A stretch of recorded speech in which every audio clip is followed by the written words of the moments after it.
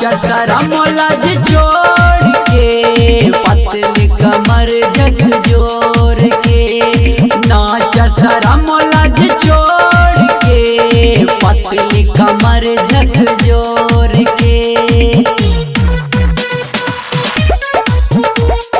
पतली कमर झकझोर के। म्यूजिक बाय आर्यन बाबू।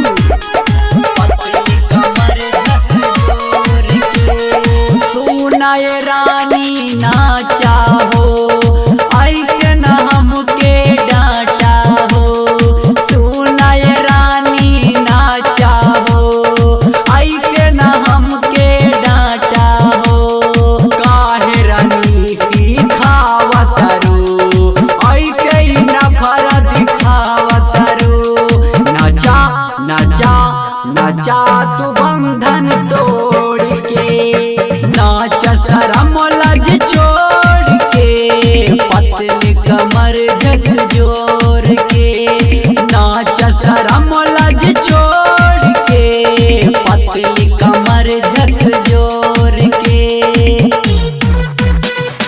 पतली कमर झकझोर के। म्यूजिक बाय आर्यन बाबू।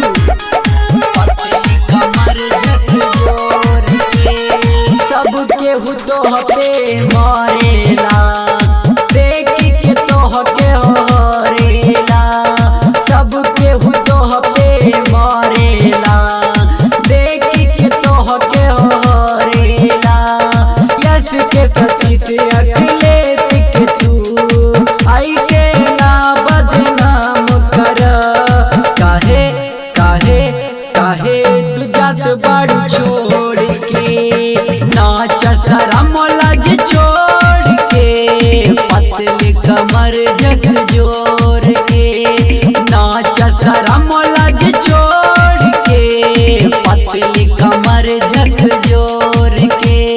पीएस रिकॉर्डिंग स्टूडियो केसरिया।